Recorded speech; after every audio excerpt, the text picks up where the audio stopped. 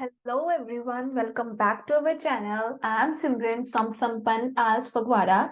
Today we are going to discuss a new reading and the name of this reading is The Coconut Palm. So without any delay, let's start with our reading explanation. So first of all, we have the first category which is nothing else than table completion. And we know that this is in the first paragraph and we have just few things to mark down. So this category is going to be quite easy for us. So let's get started with our video. So first of all, we have to read the instructions. So here we get the instruction that we have to complete the table and we have to complete that with one word only. So we just have to use a word. Now the heading here is the coconut palm and we have some more subheadings which are part, description and uses. And most of our answers are in the uses, that what part of coconut palm, coconut tree we use for what thing. So we need to tell about the uses here. So first of all, the first question is all about trunk. So we get a trunk here. Just a minute, let me get my highlighter. Yes, so we have a trunk here. So this trunk is up to 30 meters and this is used for houses and making of dash. So हम इस trunk को use करते हैं कुछ बनाने के लिए and answer for this is furniture. Furniture बनाने के लिए हम इसको यूज करते हैं. सबसे पहले हम ट्रंक फाइंड आउट करेंगे और 30 मीटर्स फाइंड आउट करेंगे. देखो हमें 30 मीटर्स ग्रे ट्रंक मिल गई और ये 30 मीटर्स मिल गए. इसको बनाते हैं. अभी उन्होंने बोला है important source of timber for building houses. Houses तो हमें उन्होंने पहले से दिया हुआ था कि हम क्या करते हैं, हम जो हाउसेज हैं उसके वास्ते जो है यूज करते हैं टिम्बर को. लेकिन उन्होंने हमसे एक और चीज पूछी कि और किस चीज के वास्ते यूज करते हैं. फिर उन्होंने बोला और ये बहुत ही ज्यादा यूज होने लग पड़ी है, इसको हम अभी रिप्लेस कर रहे हैं इंडेंजर्ड हार्डवुड से. क्या अब इसको किसके वास्ते यूज कर रहे हैं? फर्नीचर कंस्ट्रक्शन इंडस्ट्री में. दैट मीन्स फर्नीचर बनाने की इंडस्ट्री में. दैट मीन्स कि हाउसेस के साथ साथ और कौन सी चीज जो है ट्रंक बना रहे हैं. सो हमारा यहाँ से आंसर आ गया furniture. Next question is leaves. जो लीव्स हैं वो 6 मीटर्स के हैं और ये हम ब्रशेस बनाने के लिए यूज करते हैं. जो फ्लावर्स हैं वो टॉप पर होते हैं ट्रंक के. उनकी स्टेम हमें सैप प्रोवाइड करती है जिसको हम ड्रिंक की तरह यूज करते हैं और ये हमें किसी और चीज का सोर्स भी देती है. So answer for this is sugar. अभी हमने क्या फाइंड आउट करना है? जो उसका सैप है किसका जी, जो हमें उसकी लीव्स मिली थी, लीव्स के बाद जो हमें उसकी स्टेम्स मिली थी. सो अभी हमारे पास यहाँ पर लीव्स आ गई. लीव्स को तो हम ब्रश के लिए यूज करते थे. टॉप ऑफ द ट्रंक हमारे पास फ्लावर्स होते थे. फ्लावर्स की जो स्टेम है, स्टेम में से हम उसका सैप लेते हैं जिसको हम ड्रिंक के वास्ते यूज करते हैं. ये तो हमें डिट्टो गिवन था कि हम उसको ड्रिंक के वास्ते यूज करते हैं. लेकिन अभी उन्होंने हमसे पूछा कि और चीज के वास्ते हम सैप को यूज करते हैं. Sap can also be reduced by boiling to produce. Sap को हम अगर बॉइल करें तो हम कुछ बना सकते हैं. क्या बना सकते हैं? शुगर बना सकते हैं. दैट मीन्स सैप से हमें और क्या मिल गया? हमें मिल गई जी हमारी शुगर. सो शुगर इसका आंसर आ गया. नेक्स्ट है फ्रूट्स. फ्रूट्स के क्या होते हैं? एक आउटर लेयर होती है, उसमें से कोई क्वेश्चन ही नहीं है.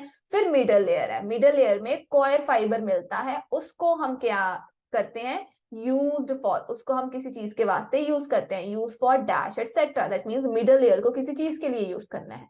अभी हम देखेंगे मिडल लेयर की बात कहाँ हुई है. ये देखो आउटर लेयर की बात होगी लेकिन उन्होंने मिडल लेयर पूछा है. ये मिडल लेयर की बात होगी. फिर हमें इनर लेयर भी पूछा हुआ है. सो उन्होंने बोला है जो फाइब्रस मिडल लेयर है, दैट मीन्स मिडल लेयर के ऊपर आ गया, उसको हम कोकोनट फाइबर का कॉयर भी बोलते हैं. उसको बहुत सारे चीजों के वास्ते यूज करते हैं. लेकिन पर्टिकुलरली स्पेशली इंपॉर्टेंट किस में है? कुछ बनाने में. क्या बना रहे हैं हम? रोप्स बना रहे हैं. दैट मीन्स कि क्या बना इससे? रोप्स बन गई. सो यहाँ से हमारा आंसर आ गया रोप्स. नेक्स्ट है इनर लेयर. इनर लेयर जो होता है वो शेल होता है. वो किसी चीज का सोर्स है. जब फिर हम उसको हाफ कर देते हैं वो कोई और चीज बन जाती है. अभी हमने बताना है कि जो शेल है, इनर लेयर है, वो किस चीज का सोर्स है, वो हमें क्या प्रोवाइड करता है. अभी फिर उन्होंने हमें इनर मोस्ट लेयर की बात कर दी. दैट मीन्स इनर चीज की बात कर दी. उसको शेल है, उसकी 3 आईज होती है. लेकिन हम उसको किसके चीज के वास्ते यूज करते हैं? उन्होंने बोला है इंपॉर्टेंट प्रोडक्ट है जिससे हमें कुछ ऑब्टेन करते हैं. दैट मीन्स हमें कुछ मिलता है. क्या मिलता है हमें शेल से? वो है चारकोल. दैट मीन्स कि हमें फर्स्ट चीज कौन सा सोर्स हुआ? ये चारकोल का सोर्स हुआ. और हमारा आंसर आ गया यहाँ से चारकोल। अभी जब हमने उसको हाफ किया, हाफ का मतलब होता है आधा, कट कर देना, जब हमने उसको बीच में से कट कर दिया तो हमें वो क्या मिल गया? Answer for this is bowl. तो वो हमें कौली जैसा बाउल मिल गया। अभी यहाँ पर भी लिखा है when broken in half, half is equals to half, जब हमने उसको हाफ में तोड़ दिया। शेल्स को हम किसी चीज के वास्ते यूज कर रहे हैं, किस चीज के वास्ते? बाउल्स के लिए। तो यहाँ से हमारा आंसर आ गया bowls. Let's move to the next question. Next question है हमारे पास जो कोकोनट वाटर है। कोकोनट वाटर एक ड्रिंक है और ये एक सोर्स है बाकी प्लांट्स के लिए। किस चीज का सोर्स है बाकी प्लांट्स के लिए, ये हमने फाइंड आउट करना है। जो कोकोनट वाटर है, कोकोनट वाटर हम देखते हैं कहां से मिलेगा। ये देखो सेकेंड लाइन में कोकोनट वाटर मिल गया। फिर उन्होंने बोला ये ड्रिंक है जो हमें पहले से गिवन था, लेकिन बाकी प्लांट्स के लिए क्या है? ये उन्होंने लिखा है ना, ये अदर प्लांट्स। सो उन्होंने वहां पर लिखा है बट ऑल्सो प्रोवाइड हॉर्मोन्स, ये हमें हॉर्मोन्स भी देता है which encourage other plants to grow. So hormones की वजह से जो बाकी plants है वो grow कर पाते। That means कि coconut water से हमें क्या मिले? हमें मिले hormones. Next है coconut flesh. Coconut flesh किस चीज के वास्ते यूज होता है? ऑयल एंड मिल्क को हम कुकिंग के लिए यूज करते हैं और किसी और चीज को भी यूज करते हैं। फिर एक ग्लिसरीन होती है, ग्लिसरीन किसी चीज का इंग्रेडिएंट है। Answer for this is cosmetics and dynamite. Let's find out oil और मिल्क की कहां बात हुई है। ये देखो यहाँ पर ऑयल और मिल्क की बात होगी है, ठीक है। यहाँ पर हुई थी कोकोनट फ्लेश की बात।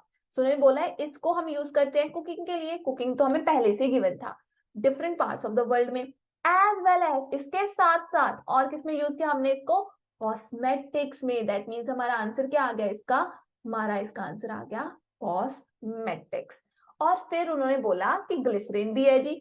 ग्लिसरीन किसी चीज का इंग्रेडिएंट है। फिर उन्होंने यहाँ पर इंपॉर्टेंस के बारे में बताया कि अलग अलग एरियाज में अलग अलग स्फीयर्स में इसकी इंपॉर्टेंस है। फिर एक हमारे पास इंसान आ गया, एल्फ्रेड नोबेल। उसने इंट्रोड्यूस किया पूरी की पूरी दुनिया को नाइट्रोग्लिसरीन बेस्ड इन्वेंशन के ऊपर। दैट मीन्स कि कोई चीज ग्लिसरीन के ऊपर बेस्ड थी, कोई चीज ग्लिसरीन से बन रही थी। कौन सी चीज ग्लिसरीन से बन रही थी? वो था हमारा डायनामाइट। सो हमारा आंसर आ गया इसका dynamite. Let's move to the next questions. So हमारे पास अभी क्या था? हमारे पास बन गया ये जो हमारी टेबल था वो सारा का सारा हमने सॉल्व कर लिया। हमारे पास 8 क्वेश्चंस आ गए। हमने क्या किया? हमने कुछ नहीं किया, हमने सिर्फ अपने कीवर्ड्स के ऊपर फोकस किया। हम कीवर्ड्स को फाइंड आउट करने गए हमारे रीडिंग पैसेज में, हमने स्किम एंड स्कैन किया और हमारे पास आंसर्स आ गए। So this is the way we have to solve our blanks quite quickly. Now next category for us is true false. So true false को हमने टी एंड एफ लिख लेना है पहले। तो क्वेश्चन नंबर 9 क्या है? Coconut seeds need shape. Coconut seed को शेड चाहिए in order to germinate. That means कि कोकोनट सीड को ग्रो करने के लिए छांव चाहिए, छाएं चाहिए, शेड चाहिए। इसका आंसर है जी फॉल्स। नहीं चाहिए उसको छाएं कोई भी। अभी इसकी लोकेशन हमें मिलेगी यहाँ से। उन्होंने बोला है कि वो फ्लोट कर सकता है वाटर में, वो टॉलरेट कर सकता है सॉल्ट को, लेकिन फिर भी वो 110 डेज में अगर उसने सी को बिता लिए, सी में बिता लिए, तो वो जर्मिनेट नहीं कर सकता। फिर उन्होंने बोला कि अगर आप उसको डेजर्ट आइलैंड के छोर्स पर भी छोड़ दो, चाहे आप उसको थोड़ी सी ही सैंड दो ग्रो करने के लिए, चाहे आप उसको फुल ग्लेयर ट्रॉपिकल सन में एक्सपोज कर दो, एक्सपोज का मतलब होता है रख दो, वो बोले चाहे आप सन इतना मतलब घमासान उसके ऊपर ना धूप पड़ रही है, चाहे उसकी फुल ग्लेयर पड़ रही है, चाहे वो सारा का सारा सूरज भी कोकोनट के ऊपर है, फिर भी the coconut seeds are able to germinate, वो ग्रो कर सकती है। लेकिन क्वेश्चन बोल रहा है कि नहीं, सन में तो वो उसको शेड चाहिए ग्रो करने के लिए, सन में तो वो ग्रो नहीं कर सकता। अभी सन में तो वो ग्रो कर रहा है, उसको छाव नहीं चाहिए जी। तो यहाँ से हमारा आंसर कॉन्ट्रडिक्ट करके चला गया फॉल्स। वो बोल रहे कि छाव चाहिए, छाव नहीं चाहिए थी उसको, वो पूरी धूप में भी वो क्या कर सकता था? ग्रो कर सकता था। नेक्स्ट है हमारे पास 10th। Coconuts were probably transported to Asia from America. कि कोकोनट्स को क्या किया गया था? एशिया से ट्रांसपोर्ट किया गया था अमेरिका से, sorry, the coconuts were probably transported to Asia. So transport किया था एशिया में, कहां से? अमेरिका से 16th सेंचुरी में। उन्होंने क्या बोला कि अमेरिका से कोकोनट लेकर आए और हमने फिर उसको एशिया में लाकर रखा था। आंसर इसका है फॉल्स। क्यों? क्योंकि एशिया से अमेरिका गए थे, अमेरिका से एशिया नहीं आए थे वो चीज। तो यहाँ पर 16th सेंचुरी की बात होगी। फिर उन्होंने ट्रेड बोला, उन्होंने ह्यूमन माइग्रेशन पैटर्न बोले, फिर उन्होंने बोला जो अरब ट्रेडर्स थे और यूरोपियन सेलर्स थे उन्होंने ही पक्का कोकोनट को मूव करवाया है। फ्रॉम कहां से? साउथ ईस्ट एशिया से। पहले वो अफ्रीका गए, फिर वो जाकर अमेरिका कोकोनट को छोड़ गए। दैट मीन्स कि कहां से मूव हुए, फ्रॉम एशिया टू, कहां से, टू अमेरिका। लेकिन क्वेश्चन में लिखा है ऑपोजिट, क्वेश्चन में बोल रहे नहीं टू एशिया फ्रॉम अमेरिका, सो ये चीज रॉन्ग होगी, यहां से आंसर गया फॉल्स। नेक्स्ट क्वेश्चन है 11, coconuts found in the west coast of America व डिफरेंट टाइप। वो कोकोनट जो हमें वेस्ट कोस्ट में मिल रहे थे अमेरिका के, वो अलग तरह के थे, कहां से, ईस्ट कोस्ट के कंपैरेटिवली। इसका आंसर हमारा है जी नॉट गिवन। क्यों? क्योंकि वेस्ट कोस्ट और ईस्ट कोस्ट की बात तो जरूर हुई है, लेकिन डिफरेंट टाइप की बात नहीं हुई है। देखो अगर आप यहाँ से देखो, वेस्ट कोस्ट भी आपको मिलेगा, आपको ईस्ट कोस्ट भी मिलेगा, कि ईस्टर्न एरिया और वेस्ट कोस्ट दोनों चीज मिल रही है, लेकिन यहाँ पर बिल्कुल नहीं लिखा कि वो डिफरेंट डिफरेंट थे, इसकी मेंशन ही नहीं हुआ। तो यहाँ से हमारा आंसर नॉट गिवन चला गया। नेक्स्ट है 12, ऑल द कोकोनट्स, जितने भी कोकोनट्स हमें मिलते हैं एशिया में, आर कल्टीवेटेड वेराइटीज। वो सारी की सारी क्या किए जाते हैं, वो सारे के सारे खुद उगाए जाते हैं। आंसर इज ट्रू, कि हाँ वो तो खुद उगाए जाते हैं जी। अभी हमने एशिया की फाइंड आउट करनी है। यहाँ पर लिखा है in Asia a large degree of coconut diversity, कि हमें भिन्न भिन्न प्रकार के भिन्न भिन्न प्रकार के हमें कोकोनट वहां पर मिल रहे हैं। और यहाँ से हमें एविडेंस भी मिल रहा है, सबूत भी मिल रहा है, मिलेनिया ऑफ ह्यूमन यूज, कि मिलियंस ऑफ ईयर हो गए जब से ह्यूमन कोकोनट को यूज कर रहे हैं।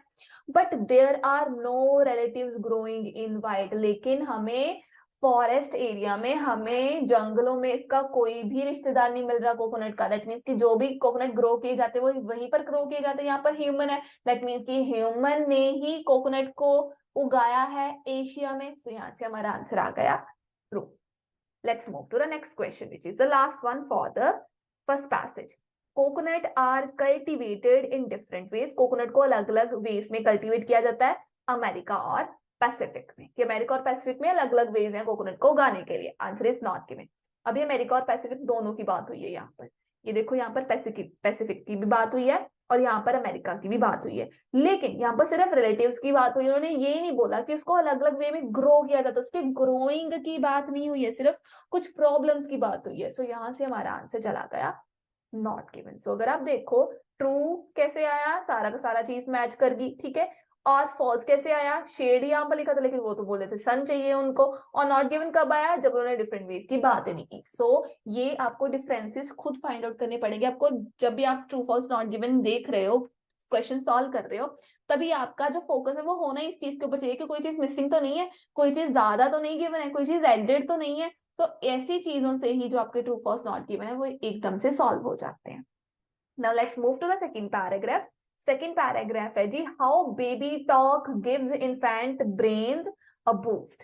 सो अगर हम बेबी के जैसे बात करेंगे तो जो छोटा बच्चा है, इन्फेंट है, 6 मंथ से भी छोटा बच्चा है, उसका ब्रेन कैसे बूस्ट होएगा, उसका ब्रेन कैसे डेवलप होएगा जब हम उसके साथ बेबी टॉक में बात करते हैं, बच्चों जैसे बात करते हैं। सो ये सारा का सारा पैराग्राफ इसके ऊपर है। अभी हम मूव करते हैं जी हमारी कैटेगरीज के ऊपर। फर्स्ट कैटेगरी है जी, कौन सा आइडिया जो है बेस्ट रिसर्चर के साथ मैच कर रहा है। अभी हमारे पास 3 रिसर्चर्स हैं, हमारे पास है मार्क वैंडम, हमारे पास है नैरियन रेमरेज एस्पेराजा, हमारे पास है पैट्रिशिया कहल। तो हमने इन तीनों इंसानों को पहले क्या करना है, सबसे पहले हाईलाइट करना है जहां जहां हमें ये मिल रहे हैं। तो अगर आप देखो फर्स्ट पेज पर आपको फर्स्ट पैराग्राफ में नहीं मिला कुछ, सेकंड पैराग्राफ में नहीं मिला, सी पैराग्राफ में मिल गया मार्क, ठीक है। सो हमने मार्क को क्या कर दिया, हाईलाइट कर दिया। देन अगेन हमें वैंडम मिल गया, सो ये हमें मिल गया एक इंसान। उसके बाद हम सेकंड पेज पर गए, सेकंड पेज पर भी यहाँ पर हमने वैंडम को सर्कल कर लिया। देन यहाँ पर यूनिवर्सिटीज की बात हुई है, कोई इंसान मिल रहा हो हमें, कोई इंसान मिल रहा हो, ये देखो नैरियन की बात होगी यहाँ पर, हमने इसको भी हाईलाइट कर लिया।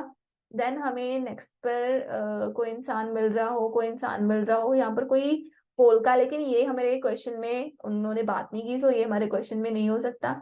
नेक्स्ट हमारे पास है कोई इंसान, ये देखो पैट्रिशिया। सो हमने क्या किया, तीनों इंसानों को हाईलाइट कर लिया।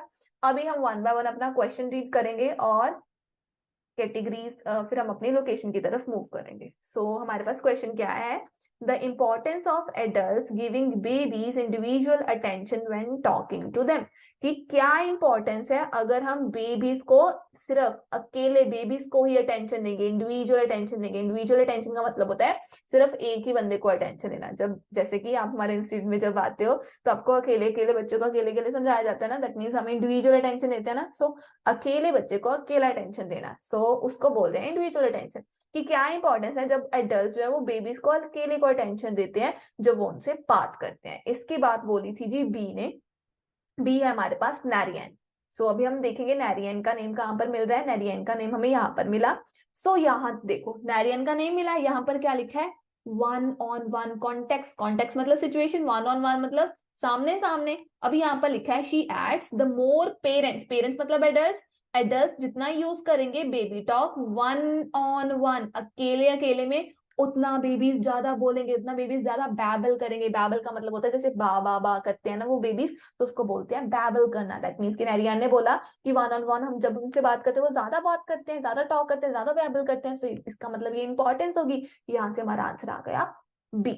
Let's move to the next question. The connection, connection मतलब लिंक, लिंक है between babies, what babies hear and their own effort to create speech. की बहुत ज्यादा कनेक्शन है कि बेबीज क्या सुनते हैं और फिर वो अपने भी एफर्ट्स करते हैं स्पीच को क्रिएट करने में। दैट मीन्स वो खुद भी बोलना स्टार्ट करते हैं।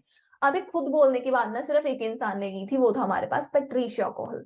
सो पैट्रिशिया ने यहाँ पर बोला था, क्या बोला था, उसने कुछ रिजल्ट्स फाइंड आउट किए थे लिसनिंग टू बेबी टॉक। जब बच्चे बेबी टॉक को सुनते हैं, प्रॉम्प्ट्स एनकरेज होता है बेबीज का ब्रेन। फिर वो खुद भी स्टार्ट कर देते हैं ये प्रैक्टिस को, लैंग्वेज स्किल्स को खुद भी स्टार्ट कर देते हैं। फिर उनके एरियाज ब्रेन के एक्टिव हो जाते हैं जब वो सिर्फ सुनते ही हैं। तो इसका मतलब क्या है कि जो बेबी का ब्रेन है वो खुद भी इंगेज हो जाता है, trying to talk back right from the start. फिर वो भी टॉक बैक, फिर वो भी बोलने की कोशिश करता है। कौन, बेबी का ब्रेन। दैट मीन्स कि जो बेबीज हैं जब वो बेबी टॉक को सुनते हैं फिर वो बोलने की कोशिश करते हैं। ये किसने बोला, पैट्रिशिया में। दैट मीन्स वो खुद भी एफर्ट कर रहे हैं कि हमने स्पीच को क्रिएट करना है, हमने बोलने की कोशिश करनी है। यहां से हमारा आंसर आ गया C. Let's move to the next question. 16th. Advantage of baby of having two parents. Sorry. The advantage for the baby of having two parents. कि बच्चे के पास क्या एडवांटेज है जब उसके पास दो पेरेंट्स हैं, each speaking in different way, और वो दोनों पेरेंट्स अलग अलग तरीके में बोल रहे हैं। इसका आंसर हमारे पास है A, which is मार्क वेंडम। मार्क ने यहाँ पर दो अलग अलग पेरेंट्स की बात की थी। अभी यहाँ पर मार्क ने बोला था, यहाँ पर वेंडम का नेम आ गया। वी फाउंड दैट, उसने क्या फाइंड आउट किया, dads aren't doing the same things. Dad ने सेम चीज नहीं की है। क्या की, क्या किया डैड ने, dads didn't raise their pitch. Dads ने अपनी आवाज को ऊंची नहीं किया। डैड्स ने सेम फ्रीक्वेंसी में बच्चों के साथ क्या किया है, बात करते हैं। जो जैसे वो हमेशा करते हैं वैसे ही उसी वे में बच्चों के साथ बात करते हैं। सो उन्होंने ये बोला कि ये क्या है, इसको ब्रिज हाइपोथेसिस बोलते हैं। क्या हो रहा है इसमें, फादर्स जो है वो कम फेमिलियर लैंग्वेज यूज करते हैं। दैट मीन्स कि वो लैंग्वेज जो बच्चे को आती नहीं है वो फादर्स वो यूज करते हैं। और जो मदर्स हैं वो बच्चों की जैसी आवाज निकालते हैं, जिसकी वजह से क्या होता है, बच्चों को दोनों तरह की प्रैक्टिस आ गई। सो बच्चों को, किड को आइडिया मिल गया, प्रैक्टिस मिल गया कि वो कैसी बात उसकी मम्मी कर रही है, और दूसरा उसको आइडिया मिल गया कैसे बात उसके पापा कर रहे हैं। तो डिफरेंट टाइप ऑफ टॉकिंग होगी, बोथ पेरेंट्स की होगी। बच्चे को पता लग गया, बच्चे की प्रैक्टिस होगी, जिसकी वजह से उसका वाइडर रेpertoire होएगा। दैट मीन्स कि उसके पास वोकैबुलरी, उसके पास वेराइटी आएगी स्पीच की प्रैक्टिस करने के लिए। अभी ये बोला वेंडम ने, वेंडम हमारा आंसर आ गया यहाँ से, क्योंकि दो पेरेंट्स की भी बात होगी, डिफरेंट वे ऑफ टॉकिंग की भी बात होगी, और एडवांटेज क्या मिला, मिला बच्चे की जो स्पीच है उसको कलेक्शन बन गई। 17th, connection between amount of baby talks baby hear and how much vocalizing they do। कि बच्चे कितना बेबी टॉक सुनते हैं और फिर वो कितना खुद बोलते हैं। ये बोला था नरियन ने, बी ने। अभी नरियन के पास जाएंगे, नरियन की बात यहाँ पर हुई। यहाँ पर उन्होंने बोला है those children who listen, listen मतलब सुनना, सुनना किसको है, बेबी टॉक को। दैट मीन्स वो बच्चे सुन रहे हैं। वर टॉकिंग मोर, वो ज्यादा बोल रहे थे। दैट मीन्स की कनेक्शन आ गया कि बच्चे जिन्होंने ज्यादा बेबी टॉक सुना वो ज्यादा बोल रहे हैं उन बच्चों के कंपैरेटिवली जिन्होंने एडल्ट टॉक सुनी थी। दैट मीन्स कि जितना आप बेबी टॉक बच्चों को सुनाओगे उतना वो ज्यादा बोलेगा। सो कनेक्शन बिटवीन अमाउंट मतलब ज्यादा बोला था उन्होंने, amount of baby talks baby hear and how much vocalising they do themselves. यहाँ से हमारा आंसर आ गया बी, विच इज नारियान। सो हमने क्या किया, अपने पहले रिसर्चर्स को मार्क कर लिया, फिर हम अपने क्वेश्चंस पर गए और फिर उनको सॉल्व करने की कोशिश की। जब आप रिसर्चर्स को मार्क करोगे तब उसके साथ साथ आप रीड कर लेना और फिर वन बाय वन अपने क्वेश्चंस के पास आना, तो आपको इजीली सॉल्व करने के बारे में पता चल जाएगा कि इस कैटेगरी को हम कैसे इजीली सॉल्व करें। नेक्स्ट है हमारे पास समरी कंप्लीशन। सो इस समरी कंप्लीशन में क्या है हमारे पास, वी हैव 2 वर्ड्स लिमिट। सो हमने 2 वर्ड्स लिखने, इसके ज्यादा नहीं लिख सकते। सो रिसर्च हुई थी into how parents talk to their baby. So हमने अभी तक 3 रिसर्च पढ़ी है आई थिंक, और उन्होंने पहले हमें दिया हुआ है researchers at Washington State University. अभी हमने देखना है कि रिसर्चर्स वॉशिंगटन स्टेट यूनिवर्सिटी में कहाँ है। अभी वैंडम की बात हुई है, वॉशिंगटन स्टेट यूनिवर्सिटी की बात भी यहाँ पर होगी, दैट मीन्स हमारी लोकेशन जो पहली है वो यहीं से है। सो अभी हम मूव करेंगे अपने क्वेश्चंस की तरफ। वॉशिंगटन स्टेट यूनिवर्सिटी ने कुछ यूज किया together with specialised computer programs. उन्होंने कंप्यूटर प्रोग्राम्स यूज किया, लेकिन उन्होंने किसी और चीज को भी यूज किया। आंसर है हमारा इसके पास इसका रिकॉर्डिंग डिवाइसेस। उन्होंने रिकॉर्डिंग डिवाइसेस यूज किए हैं। लेट्स सी उन्होंने क्या यूज किया है। Let me change my marker. Okay, so Washington State University मिल गया। उन्होंने बोला है इक्विप्ड, दैट मीन्स उन्होंने इक्विपमेंट बांधे थे पेरेंट्स के साथ। वो कौन से थे, उन्होंने रिकॉर्डिंग डिवाइसेस बांधी थी और उन्होंने फिर सॉफ्टवेयर भी यूज किया। सॉफ्टवेयर यूज किया that means computer programs, computer software use किया। ये तो हमें पहले से गिवन था। इसके साथ साथ उन्होंने रिकॉर्डिंग डिवाइसेस यूज की थी। दैट मीन्स मेरा आंसर क्या आएगा, अभी मेरा आंसर आएगा रिकॉर्डिंग डिवाइसेस की। उन्होंने रिकॉर्डिंग डिवाइसेस यूज की थी किसके साथ, कंप्यूटर प्रोग्राम्स सॉफ्टवेयर के साथ। सो आंसर आ गया रिकॉर्डिंग डिवाइसेस। फिर उन्होंने देखा कि पेरेंट्स आपस में नॉर्मल डे में कैसे बच्चों के साथ बिहेव करते हैं। The study reveal that, study ने हमें कुछ शो किया that dash tended not to modify their ordinary speech, कि किसी ने कुछ मॉडिफाई, कुछ चेंज नहीं किया। अब हमने बताना कि किसने क्या नहीं चेंज किया। सो किसी ने कोई चीज को चेंज नहीं किया, किसी बंदे ने कुछ चेंज नहीं किया। So let's move to the same paragraph. We found that, उन्होंने कुछ find out किया। Dads are not, that means नहीं कर रहे, क्या नहीं कर रहे, सेम चीज नहीं कर रहे हैं। तो dads ने क्या नहीं किया, dads ने अपनी आवाज को चेंज नहीं किया। So dads didn't raise their pitch, उन्होंने अपनी आवाज को चेंज ही नहीं किया। Fathers ने कम फेमिलियर लैंग्वेज को यूज किया। दैट मीन्स कि पापा जो लोग रहे थे वो क्या कर रहे थे, वो सेम लैंग्वेज यूज कर रहे थे। तो यहाँ से आपका आंसर आ गया। आप आंसर डैड्स भी लिख सकते हो, आप आंसर फादर्स भी लिख सकते हो। Let's move to the next question. फिर उन्होंने बोला कि इस आइडिया को हम ना कुछ बोलते हैं, इस आइडिया को क्या बोलते हैं। Answer is bridge hypothesis. इस आइडिया को तो हम ब्रिज हाइपोथेसिस ही बोल रहे हैं क्योंकि हमने ये चीज पढ़ी भी थी। तो यहाँ पर लिखा है उन्होंने दिस रोल में be rooted in what is called age, that means known age. तो क्या बोल रहे हैं उसको हम, ब्रिज हाइपोथेसिस। अभी हमारे पास 2 वर्ड्स हैं इसलिए हम द ब्रिज हाइपोथेसिस नहीं लिख रहे, हम ब्रिज हाइपोथेसिस ही लिख रहे हैं। सो इसका आंसर आ गया ब्रिज हाइपोथेसिस। नेक्स्ट क्वेश्चन है हमारे पास 21 में उन्होंने बोला रिसर्चर्स के अकॉर्डिंग हियरिंग बेबी टॉक, जब वो सुनते हैं बेबी टॉक को एक पेरेंट से और नॉर्मल टॉक सुनते हैं दूसरे पेरेंट से, that means dad and mom की बात होगी, उससे ना बच्चों की कोई चीज एक्सपैंड होएगी। उससे बच्चों की क्या चीज एक्सपैंड होएगी, वो टाइप ऑफ स्पीच से रिलेटेड है। सो हमने बताना है कि कौन सी चीज जो है वो बच्चे की जो है वो इंक्रीज हो रही है, वो एक्सपैंड हो रही है। सो अभी हम दोबारा से उसी एरिया पर जाएंगे। यहाँ पर देखो किड की बात होगी, मम्मा के साथ स्पीच अलग है उनकी और पापा के साथ स्पीच अलग है उनकी। सो इस चीज की बात होगी। The kid then has a wide, that means कि एक्सपैंड। सो उनके साथ एक्सपैंड क्या हो गया, एक्सपैंड हुआ उनका खुद का जो है रेपर्टोयर। सो काइंड ऑफ स्पीच हमें पहले से गिवन था, यहाँ से हमारा आंसर आ गया रेपर्टोयर। रेपर्टोयर का मतलब होता है which is collection. So collection जो उनकी टाइप ऑफ स्पीच किया वो इंक्रीज हो रही है। Next question, question number 22। So ये हमारे पास एक डिफरेंट रिसर्च आ गई। Let me change my marker again. So अभी हम इसके लिए यूज करते हैं। सो यहाँ पर है यूनिवर्सिटी ऑफ कनेक्टिकट। सो ये रिसर्चर्स ने क्या किया था, रिकॉर्ड किया था स्पीच को और साउंड को। फिर उन्होंने कोई चीज स्पेशल यूज की थी जो बेबीज के साथ बांधी गई थी। आंसर है इसका वेस्ट या ऑडियो रिकॉर्डिंग वेस्ट। तो बेबीज के साथ वो बांधी थी उन्होंने। अभी हम देखेंगे इसकी लोकेशन कहाँ से हमें मिल रही है जी।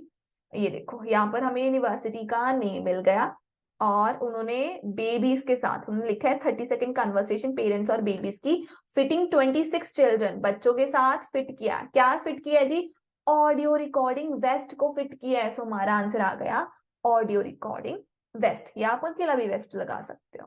क्वेश्चन नंबर 23rd में क्या है, when they studied babies again at age 2, सब जो जब वो 2 साल के हो गए थे, उन्होंने कुछ फाइंड आउट किया कि बेबीज जिन्होंने बहुत सारी बेबी टॉक सुनी थी अपने इन्फेंसी के दौरान 6 मंथ्स के दौरान, हैड मच लार्जर डैश, उनके पास कोई चीज ज्यादा थी बाकियों के कंपैरेटिवली। सो हमने बताना है कि 2 साल के जब वो हो गए थे उनके पास कौन सी चीज ज्यादा थी। तो यहाँ पर उन्होंने रिसर्चर्स ने फाइंड आउट किया है कि जब वो parents use the more their youngsters begin to babble, जब रिसर्चर्स ने सेम बच्चे देखे एट द एज ऑफ 2, जब वो 2 साल के हो गए थे, उनको फाइंड आउट हुआ कि जितना वो बेबी टॉक सुन रहे थे ड्रामेटिकली बूस्टेड, उतना इंक्रीज हुआ। क्या इंक्रीज हुआ है? उनकी वोकैबुलरी इंक्रीज हुई है। दैट मीन्स कि उनके पास क्या ज्यादा आ गया?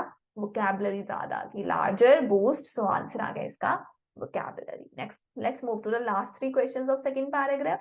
यहाँ पर है कि कौन से पैराग्राफ में क्या इन्फॉर्मेशन मिल रही है। ज्यादातर तो हमने कर ही लिया, तो हमें पता चल जाएगा कौन से पैराग्राफ में क्या है। A reference to the change, कोई चीज चेंज हो रही है, which occurs in babies brain activity before the end of first year. So बच्चों का जब पहला साल खत्म होता है उससे पहले बच्चों के ब्रेन में कोई चेंज आता है। अभी ब्रेन की बात ना सिर्फ एक ही पैराग्राफ में हुई है और वो था एफ पैराग्राफ। आप यहाँ से पढ़ लो। यहाँ पर उन्होंने 7 मंथ्स की और हाफ मंथ की, 11.5 मंथ, दैट मीन्स कि 12 मंथ्स नहीं हुए। 12 मंथ्स मतलब 1 ईयर, 1 ईयर से कम है ये सारे बच्चे।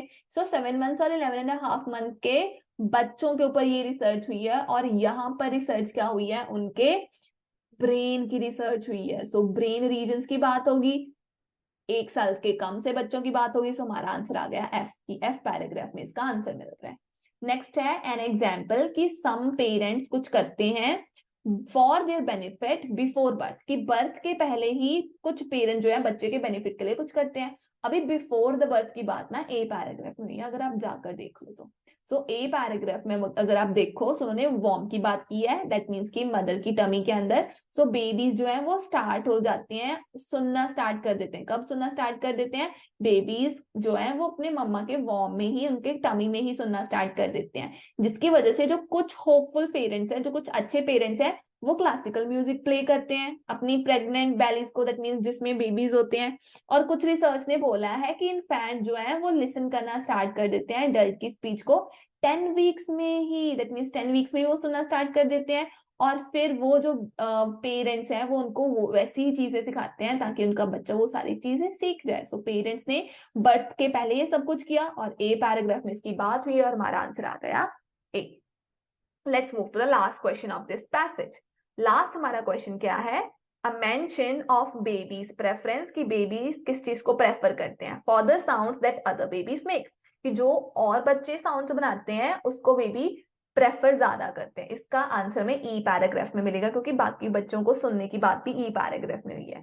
सो एक और रिसर्च हुई थी जिसमें ये फाइंड आउट किया गया, babies seem to like listening, like listening मतलब प्रेफर करना, वो प्रेफर करते हैं सुनना एक दूसरे को, दैट मीन्स दूसरे बेबी को, rather than to adult, that means कि एडल्ट्स को, मम्मी पापा को सुनना वो इतना पसंद नहीं करते, वो जो साथ वाला बच्चा उनके साथ बोल रहा है कि वो उसको ज्यादा पसंद करते हैं। सो यहाँ से एक कौन से पैराग्राफ में था? ई में। सो ई पैराग्राफ आ गया हमारा आंसर। सो हमने 2 पैराग्राफ्स कर लिए हैं। आपको मेरी स्ट्रेटजी थोड़ी सी तो पता चल रही होगी कि मैं कैसे कर रही हूँ। आप ट्राई कीजिए, सेम कैटेगरी इसमें यूज कीजिए। और अगर आपको कोई भी प्रॉब्लम आती है देन प्लीज मुझे बता दीजिए ताकि मैं आपकी हेल्प कर सकूं।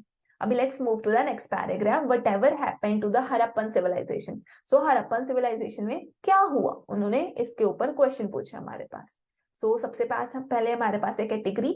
This category is the same thing कि कौन से पैराग्राफ में आपको कौन सी इंफॉर्मेशन मिल रही है। अगर आप देखो तो आपको ना एक उन्होंने इंस्ट्रक्शन भी दी है कि आप कोई लेटर को किसी एक बार से ज्यादा बार यूज कर सकते हैं, मीन्स कोई आंसर एक बार से ज्यादा बार आ सकता है। सो हम अभी स्टार्ट करेंगे इस कैटेगरी से। तो we have question number 27। Question number 27 उन्होंने हमें क्या लिखा है? प्रपोज्ड एक्सप्लेनेशन, उन्होंने कोई हमें एक्सप्लेनेशन दी हुई है for the decline of Harappan civilisation, की हरप्पन सिविलाइजेशन क्यों खत्म होगी थी, उसके रिगार्डिंग क्या एक्सप्लेनेशन है, किस कहां पर कौन से पैराग्राफ में हमें एक्सप्लेनेशन मिल रही है? सॉरी, इसका आंसर हमें मिल रहा है सी पैराग्राफ में। सी पैराग्राफ में अगर आप मूव करो तो सी पैराग्राफ में उन्होंने बोला है, क्लेम किया, दैट मीन्स कि उन्होंने कुछ प्रपोज किया। सो कुछ लोगों ने ये बताया है कि बहुत बड़े बड़े ग्लेशियर्स में जो रिवर्स थी उन्होंने अपना रास्ता बदल लिया होगा जिसकी वजह से वाटर की सप्लाई अफेक्ट हो गई। मे बी एग्रीकल्चर भी कम हो गया, या फिर वो सिटीज जो थी बहुत ज्यादा पॉपुलेशन वहां पर इंक्रीज होने लग पड़ी थी, इसलिए वो वहां पर छोड़कर चले गए। उन्होंने सारा का सारा मटेरियल, सारा का सारा रिसोर्स तो यूज कर लिया था, जिसकी वजह से हम वो सिटीज में नहीं रह सक पाए। सो नेक्स्ट में लिखा वहां पर मे बी इकोनॉमी जो थी वो ब्रोक डाउन कर गई हो, वहां पर लड़ाई झगड़े होने लग पड़े हो। बाकी बोल रहे कि नहीं, इन्वायरमेंट चेंज होएगा, हो गया क्लाइमेट चेंज होगा जिसकी वजह से जो सिविलाइजेशन है उसमें डिक्लाइन देखना पड़ सकता है। सो यहाँ पर डिक्लाइन की बात होगी और हमारा आंसर आ गया C. Let's move to the next question. Next question is a reference to present day application of some archaeological research finding, की कुछ archaeological research जो हमने रिसर्च की डिस्कवरीज की हैं, फाइंडिंग्स की हैं, उसको हम आज के टाइम में भी यूज कर सकते हैं। इसका आंसर में लास्ट पैराग्राफ में मिल रहा है, एच पैराग्राफ में। अगर आप एच पैराग्राफ में जाओ, यहाँ पर आर्कियोलॉजिस्ट की बात हो गई है, ठीक है। यहाँ पर उन्होंने इन्वेस्टिगेशन की बात की है कि पास्ट सोसाइटीज ने कैसे रिस्पॉन्ड किया, कैसे टैकल किया था इन्वायरमेंट और क्लाइमेटिक चेंज को। अगर हम उस चीज को इन्वेस्टिगेट करते हैं कि हाँ क्या इन्वायरमेंटल प्रेशर्स थे, क्या थ्रेट्स थे, we can learn from the past, हम पास्ट से सीख सकते हैं और अपनी पब्लिक को भी अवेयर कर सकते हैं, और फिर गवर्नमेंट और एडमिनिस्ट्रेटिव बॉडीज अच्छे से इसको मैनेज भी कर सकती हैं। दैट मीन्स कि हम प्रेजेंट टाइम में इसको यूज कर सकते हैं पास्ट की मिस्टेक से लर्न कर कर। तो यहाँ से हमारा आंसर आ गया एच।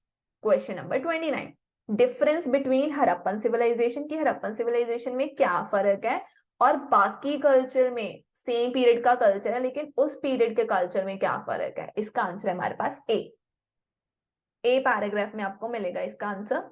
अगर आप ए पैराग्राफ में जाओ, यहाँ पर उन्होंने हड़प्पन सिविलाइजेशन की बात की है। सो हड़प्पन सिविलाइजेशन एंशिएंट पाकिस्तान और इंडिया में था और 5000 ईयर्स तक वो रहा है। उन्हें बोला वहां पर बड़ी बड़ी सिटीज थी लेकिन वो भी खत्म हो गई। हड़प्पन सिविलाइजेशन में मेगा सिटीज बनी हुई थी, बड़ी बड़ी सिटीज बनी हुई थी, बहुत ही लग्जरी क्राफ्ट प्रोडक्ट्स बनते थे, और अभी वहां पर कुछ नहीं बचा। और उसी टाइम में, at a time, same time पर हमारे पास इजिप्टियंस भी थे, अलग कल्चर के लोग थे जो सिर्फ कार्विंग और पेंटिंग कर रहे थे। दैट मीन्स कि उनके पास इतना बड़ा सोर्स, इतनी ज्यादा डेवलपमेंट थी ही नहीं। दैट मीन्स हड़प्पन सिविलाइजेशन और दूसरा कल्चर इजिप्टियंस की बात होगी, सेम टाइम पीरियड की बात होगी, और हमारा आंसर आ गया ए। और अगर आप मे बी आप कंफ्यूज हुए होंगे कि इसका आंसर तो हमारा जो है एफ वाला भी आना चाहिए, क्योंकि यहाँ पर हड़प्पन की भी बात हुई और मोहनजोदारो और हड़प्पा दोनों सिटीज की बात हुई है। यहाँ पर दो सिटीज और वो दो सेम सिटीज ही थी, और वहां पर लेकिन सेम टाइम पीरियड की बात थी। सो ये आपका एफ आंसर नहीं आ सकता, इसका आंसर आपका सिर्फ ए ही आएगा। Let's move to question number 30, a description of some features of Harappan urban design, की हड़प्पन जो वो बिल्डिंग्स थी उसके कुछ फीचर्स, कुछ गुड एरियाज, कुछ गुड पॉइंट्स की बात कौन से पैराग्राफ में हुई है। इसका आंसर है हमारे पास बी। हम सभी चलेंगे बी पैराग्राफ में। बी पैराग्राफ को अगर आप रीड करना स्टार्ट कर दो, आपको यहाँ से सिटीज की बात होनी स्टार्ट हो जाएगी। उन्होंने यहाँ पर बोला है कि सिटीज में ग्रेट बाथ्स थी, ठीक है, बहुत अच्छी वर्कशॉप्स थी, वहां पर पैलेसेस बने थे, हॉल्स बने थे, फिर वहां पर डिस्टिंक्ट अलग अलग सेक्टर्स बने थे, जो हाउसेस थे वो ब्लॉक्स में बने हुए थे, बहुत बड़ी बड़ी स्ट्रीट्स थी, नैरो एलीवे थे, वहां पर बहुत सारे उनके आप अपने ही वेल्स थे, ड्रेनेज सिस्टम जो पानी का सिस्टम था बहुत अच्छा था, मतलब सिविलाइजेशन बहुत ही अच्छी थी, ठीक है। सो ये सारा क्या है कि वो सिटीज कैसी बनी हुई थी, वो अर्बन डिजाइन कैसा था, और हड़प्पन सिविलाइजेशन का ही है। सो हमारा आंसर यहाँ से आ गया B. Let's move to next question. Question number 31, reference to discovery of errors. Errors मतलब मिस्टेक्स, मिस्टेक्स की थी किन्होंने, पुराने आर्कोलॉजिस्ट ने जी मिस्टेक्स कर दी थी। इसका आंसर हमारे पास है डी पैराग्राफ में। Let's move to the D paragraph. D paragraph में अगर आप जाओगे तो आपको यहाँ पर मिलेगा कि उन्होंने फिर से सर्वे करना स्टार्ट कर दिया और उन्होंने लार्जर एरिया को देखा जिसका रिलेशन था वाटर से। दे फाउंड, जो रिसर्चर्स थे उन्होंने फाउंड किया इनएक्यूरेसीज। इनएक्यूरेसीज मतलब मिस्टेक्स, उन्होंने मिस्टेक्स फाइंड आउट की थी। मिस्टेक्स किसमें थी, जो ज्योग्राफिक लोकेशन पहले पब्लिश की गई हुई थी सेवरल टाइम पहले, एंशिएंट टाइम में, उन्होंने ये चीज देखी, वो तो बहुत ही ज्यादा 100 मीटर्स किलोमीटर्स क्या थे, रेंज कर रहे थे। दैट मीन्स कि उन्होंने ये चीज फाइंड आउट की कि जो एग्जिस्टिंग डाटा है वो गलत हो सकता है, वो फ्लॉड, एरर हो सकती है उसमें जो हमारे पास अभी का डाटा। दैट मीन्स कि पुराने रिसर्चर्स ने वो चीज गलत कर दी थी। तो यहाँ से हमारा आंसर आ गया D. Let's move to the next category. हमारे पास अगेन आ गई है समरी। सो समरी में हमारे पास है वन वर्ड। हमारे पास हेडिंग क्या है, looking at the evidence of climate change. So climate change में जो एविडेंस है हम सिर्फ उसके ऊपर देखेंगे। सो हमारे पास दो रिसर्चर्स के नेम है, यामा दीक्षित एंड डेविड हुडल। तो इन दोनों का हम सबसे पहले नेम फाइंड आउट करते हैं। तो यामा का और हुडल का नेम हमें मिल रहा है ई पैराग्राफ में। देखो, doctor Yama Dikshit and professor David हुडल। अभी हम इसमें से आंसर्स फाइंड आउट करेंगे। सो हमारा क्वेश्चन क्या है, फाउंड फर्स्ट डेफिनेटिव एविडेंस। उनको एक पक्का एविडेंस मिल गया था क्लाइमेट चेंज का जो अफेक्ट कर रहा था एरियाज को। कौन से एरियाज को, नॉर्थ वेस्टर्न इंडिया में, थाउजेंड्स ऑफ ईयर्स पहले। बाय कलेक्टिंग द डैश, उन्होंने कोई चीज को कलेक्ट की थी जो कि स्नेल्स की थी। तो उन्होंने स्नेल्स की किसी चीज को क्या किया था, कलेक्ट किया था। हमने बताया कि स्नेल्स की कौन सी चीज को कलेक्ट कर दिया उन्होंने। सो यामा दीक्षित और डेविड हुडल यहाँ पर थे। सो नॉर्थ वेस्टर्न इंडिया की बात होगी है, हंड्रेड्स ऑफ हरप्पन साइट्स की बात होगी। उन्होंने बोला वो सिचुएटेड है। रिसर्चर्स ने कलेक्ट किया, गैदर किया, गैदर क्या कर लिया, शेल्स गैदर किए थे ऑफ मेलानोडेस ट्यूबरकुलोटा स्नेल्स। दैट मीन्स कि ये पर्टिकुलर स्नेल्स के उन्होंने शेल्स कलेक्ट किया। उन्होंने भी हमसे पूछा कि स्नेल्स की कोई चीज को कलेक्ट किया, आंसर आ गया हमारा यहाँ से शेल्स की, उनके शेल्स को कलेक्ट किया। आप स्नेल का नेम नहीं लिख सकते क्योंकि उन्होंने नेम को उन्होंने स्नेल को स्नेल नहीं किया था। दैट मीन्स कि यहाँ पर शेल्स ही आना था। किसको कलेक्ट किया था, शेल्स को, स्नेल्स के। वो नेम था स्नेल का, इसलिए आप वो आंसर नहीं लगा सकते। क्वेश्चन नंबर 33, दे डिस्कवर्ड एविडेंस। फिर उनको एविडेंस मिल गया चेंज का, वाटर लेवल का। वाटर लेवल कहाँ था, इन अ डैश ऑफ रीजन। हमने उस इलाके का वाटर लेवल बताना, लेकिन वो कहाँ पर था, आंसर इज लेक। लेक का वो वाटर लेवल था। अभी हम फाइंड आउट करते हैं वाटर लेवल की बात कहाँ हुई है।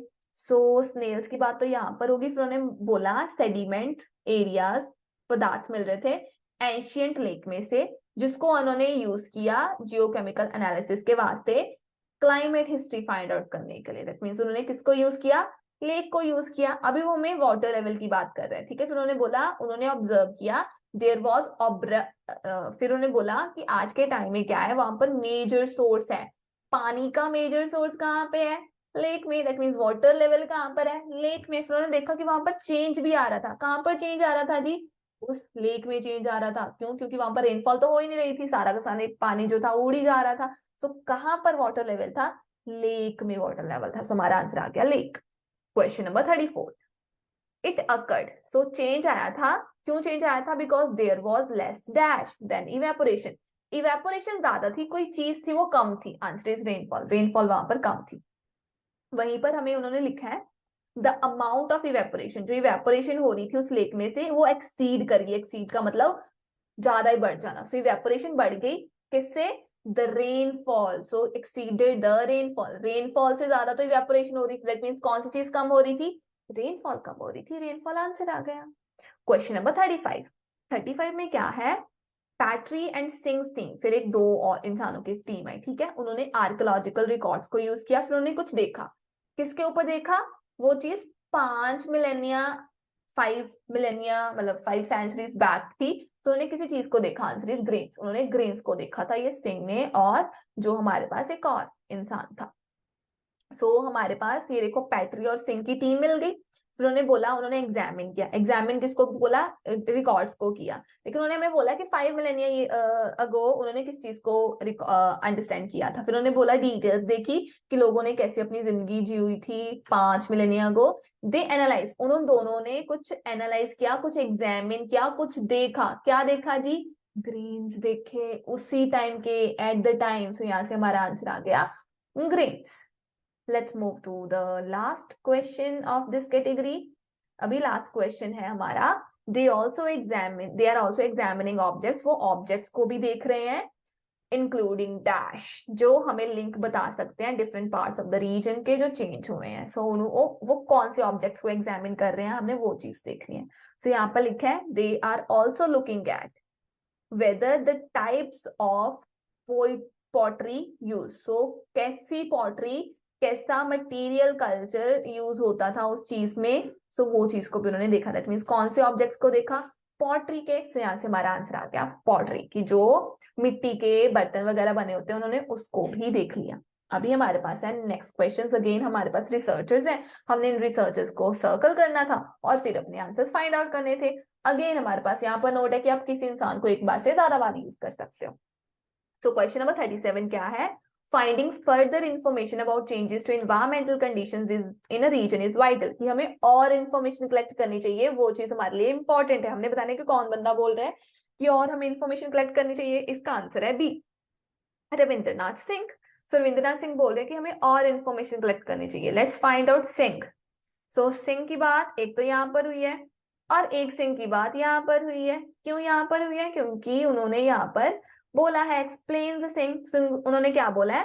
Considering vast area of Harappan civilisation. अगर आप हरप्पन सिविलाइजेशन का सारा एरिया, इतना बड़ा एरिया को समझो ना, with its variable weather system, और जैसे उसका वेदर चेंज हो रहा है, एक्सप्लेन सिंह। सिंह ने बोला इट इज इसेंशियल, इसेंशियल मतलब वाइटल, ये हमारे लिए बहुत इंपॉर्टेंट है। क्या इंपॉर्टेंट है? We obtain more climate data, कि हम और इंफॉर्मेशन ऑब्टेन करें और इंफॉर्मेशन गेन करें ये दोनों एरियाज के बारे में। सो यहाँ से हमारा आंसर क्या आ गया कि हमें और इंफॉर्मेशन चाहिए, ये बोला था मिस्टर सिंह ने। सो आंसर आ गया B. 38th question, examining previous pattern of behaviour. कि अगर हम पुराने पैटर्न को देखें, पुराने बिहेवियर को देखें, तो उससे हमें लॉन्ग टर्म बेनिफिट मिल सकता है, उससे हम ज्यादा बेनिफिट ले सकते हैं। ये बोला था ए ने, कैमरन पैटरे ने। अभी पैटरे ने इसकी बात ना लास्ट पैराग्राफ में की है। क्यों? क्योंकि पैटरे की बात यहाँ पर हुई है और फिर उन्होंने पास्ट की बात भी की थी। तो हमने तो पहले पास्ट की बात पढ़ी थी। उन्होंने बोला था कि अगर हम इन्वेस्टिगेट करें कि पास्ट की सोसाइटीज ने कैसे डील किया था इन्वायरमेंटल और क्लाइमेटिक चेंज से, अगर हम इन सभी चीजों को इन्वेस्टिगेट कर लें तो हम क्या कर सकते हैं? लोगों को भी इंगेज कर सकते हैं और हम उससे लर्न कर सकते हैं। दैट मीन्स हमें नॉलेज मिल जाएगी। क्वेश्चन में भी लिखा है कि हाँ, हमें प्रीवियस पैटर्न्स को, पास्ट के पैटर्न्स को देखना चाहिए, इससे हमें लॉन्ग टर्म बेनिफिट मिलेगा। दैट मीन्स हम अभी भी उससे लर्न कर सकते हैं और फ्यूचर में भी हम इसको प्रिजर्व कर सकते हैं। दैट मीन्स हमारा फ्यूचर भी अच्छा होएगा। सो ये पैट्री ने बोल दिया, इससे हमारा आंसर आ गया। Now last two questions. Rough calculation, that means हमें प्रॉपर नहीं पता, हमें सिर्फ अंदाजा ही है। Rough calculations indicate that approximate length of period of water shortage. पानी की कमी, पानी की कमी ना एक ही पैराग्राफ में हुई है, वहां पर हमें सिर्फ एक बंदे का नाम मिल रहा है और वो था डेविड हुडल। सो वहां से हमारा आंसर आ गया D. Let's go to the पानी की कमी वाला पैराग्राफ। सो पानी की कमी वाला पैराग्राफ जो था वो ये था, इसमें हमें दोनों इंसान का नाम मिल रहा है, राइट? तो यहाँ पर दीक्षित की बात होगी, ठीक है। अभी उन्होंने बोला है पीरियड के बारे में, फिर उन्होंने बोला है वी हैव ऑब्जर्व दैट, कि वहां पर अब्रप्ट चेंज आया। कितने टाइम में? 4100 ईयर्स अगो आया। फिर उन्होंने देखा कि वेपोरेशन ज्यादा थी लेकिन रेनफॉल कम हो रही थी, जिसकी वजह से वहां पर सोका पड़ गया, ड्रॉट आ गया। ये किसने बोला? ये बोला हुडल ने। फिर हुडल ने और चीज बोली, क्या बोली? उसने बोला हम ये सिर्फ एस्टिमेट लगा रहे हैं। दैट मीन्स हमें पक्का नहीं पता, हमें अंदाजा ही है, बस एस्टिमेशन लगाया। किसने लगाया? हुडल ने। सो हमारा आंसर आ गया डेविड हुडल, which is D option. Let's move to the last question now. Information about decline of Harappan civilization has been lacking. कि जो हमें हरप्पन सिविलाइजेशन के बारे में इंफॉर्मेशन है कि वो कैसे खत्म हो गया, उसके बारे में हमें इंफॉर्मेशन अभी भी कम है, लैग कर रही है। ये आंसर है पैट्री का। Answer is Cameron Petrie A. इसकी लोकेशन हमें मिल रही है जी बी पैराग्राफ में। बी पैराग्राफ की फर्स्ट लाइन पढ़ लो आप। There is plenty of, plenty of का मतलब होता है बहुत ज्यादा, कि हमारे पास बहुत ज्यादा है। क्या बहुत ज्यादा है? आर्कियोलॉजिकल एविडेंस, कि हमारे पास आर्कियोलॉजी का सबूत तो बहुत ज्यादा है। To tell us about the rise of Harappan civilisation, की हरप्पन सिविलाइजेशन कैसे ग्रो कर रही थी, कैसे और एक्सपैंड कर रही थी, उसके बारे में तो हमारे पास बहुत सारी इंफॉर्मेशन है, बहुत सारा एविडेंस है, but relatively little about it's fall. लेकिन वो कैसे खत्म होगी, कैसे वो डिक्लाइन होगी, उसके बारे में हमें बहुत ही कम पता है। कम पता दैट मीन्स हमें और पता होना चाहिए। सो ये किसने बोला? कैमरन पैट्रे ने। तो यहाँ से हमारा आंसर आ गया पैट्रे वाला। और इवन अगर आपको लग रहा है कि लास्ट पैराग्राफ से भी आपको पता चल सकता है, तो यहाँ पर क्योंकि उन्होंने बोला ना हमें इन्वेस्टिगेट करना चाहिए, सो इन्वेस्टिगेशन की बात पैट्रे ने यहाँ पर भी की है। सो आपका यहाँ पर से भी आंसर आ सकता है। The answer is going to be still the same, which is A. So this is the end of your reading explanation everyone. I hope आपको ये सारी की सारी रीडिंग समझ लग गई होगी। अगर आपको कोई भी चीज नहीं समझ लगी है, then you can comment on our video You can contact us. We are on every social media handle. You can call us. आपको हमारा नंबर भी अवेलेबल है, तो ट्राई करो. अगर आपको कुछ नहीं पता चलता, आप हमें थोड़ा सा कांटेक्ट करने की कोशिश करो. अदरवाइज अगर आपको ये वीडियो अच्छी लगी हो, आप इसको प्लीज लाइक कर दें, हमारे चैनल को सब्सक्राइब कर दें, and do share this video with your friends so that they can also clear their exam. Thank you everyone.